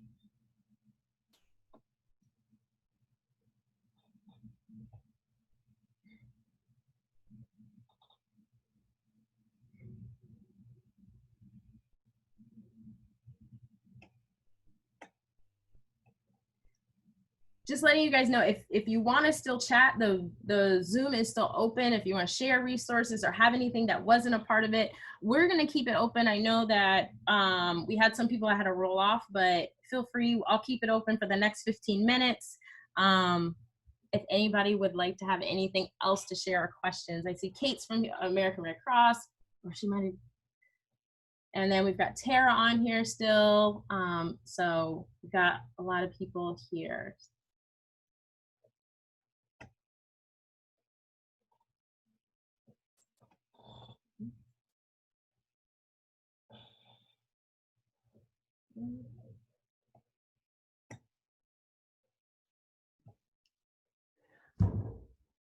Hi, I'm new to this group. I thought I'd ask a question. I'm actually a triathlete, so I'm not in the education field at all, but this is something that I'm very interested in. My parents live at the Jersey Shore, and every year, and I grew up in the Philadelphia area, so I am familiar with a lot of the places that you all live in New Jersey, and many people mentioned living in New Jersey or Pennsylvania. But I grew up very aware of the prevalence of drownings at the Jersey Shore, and so this is, and now that I'm a triathlete myself, it's a area that I'm interested in helping to contribute to water safety and education, like you've talked about. One thing that I've been aware of since being in the triathlon community the last few years is the lack of representation of people of color in that community, and getting more people into the triathlon world starts with the work that you all are doing with education and water safety. So I'm wondering if you have partnerships with organizations like Ironman or USA Triathlon, because they, you know, they talk about wanting to increase representation of people in color in the sport. And I'm wondering whether, you know, you're in touch with them and if they contribute to these conversations with you. It's like, Molly, you've queued up for this conversation that we had of how we are structured at Diversity in Aquatics. So just letting you know a little bit about how we are structured. So of course we have our over 1,800 now members, but each of in our structure, we are governed by our board, which is then we are run by our aquatic councils. So we have 7 different aquatic councils, one of which is the Triathlon Council, which solely works on increasing diversity within triathlon. So, and absolutely, we've been in talks with the USA Tri in how do we help and support them. We've partnered with a number of programs. One of the most infamous is the Splash and Dash. So our Triathlon Council has done a number of Splash and Dashes as a way to introduce both youth and adults to the triathlon profession. And we actually just did a partnership with Zelius, which is a product company that works on skincare, but they're mostly into the aquatic space. So you'll be seeing in the next few weeks more increased exposure about this, with some of the programs that our Triathlon Council is working on today. I will tell you this, and as well as everyone else, once a quarter, one of the initiatives that's come from our board, and I'm very thankful for the people who are on our board, is that we are opening up our council meetings once a quarter to an all membership. So that way all members have a chance to give suggestions, meet, connect with one another under each aquatic council area. So in August is our next one. It was just in our newsletter that we're opening up for an all membership meeting, which I would love, Molly, if you would connect to Norman Sievers is our triathlon chair, and connect. Okay. And he would be, they are working on those programs as we speak. In addition, Norman's getting ready to do a webinar in September. So every 3rd Wednesday, all the way up to December now, we have webinars that are on different topics. This one was really important for us to start right now because of the amount of drownings that are happening and being able to spread that message. So Norman's is coming up in September. And please be on the lookout for that. Also another triathlon chair, but it's in the surfing range next month in August, our 3rd Wednesday in August. We've partnered up with Textured Waves, and we're talking to them about the relationship with the water and the opportunities afforded through that. So, and that's led by one of our chairpersons, Thaddeus Gamma. So we've got a couple of events lined up. This is perfect time because triathlon's coming up in September. Of course, the Aquatics Council, having a chance to meet with its members are all different ways to engage and definitely have touch points with the organization and what we're doing. Miriam, I'm just gonna talk. This is Jocelyn. Hi. Molly, thanks for that, because we've had that conversation in open water groups and marathon swimming. I have a friend who's a marathon swimmer, and she has a little Facebook Zoom call she does on Tuesdays and Thursdays.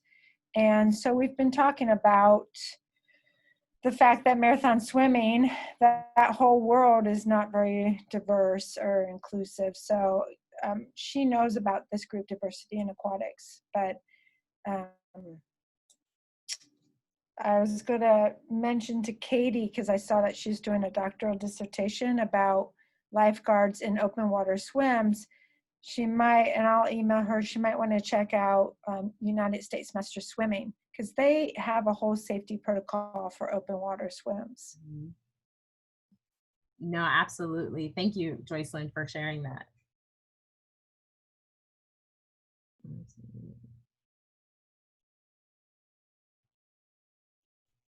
Anybody else? Comments, something to share, programs that are going on?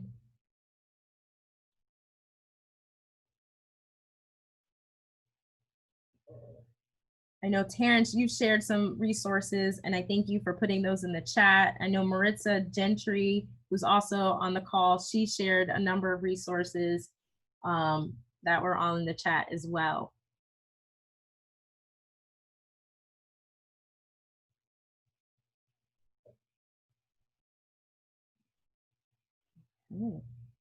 All right, well, everyone, thank you so much. I just wanted to offer it just in case you didn't get anything across, but thank you, thank you, thank you. Continue to tune in. As I said, I'll put all the resources in a follow-up email along with this recording. So thank you all. Have a great night.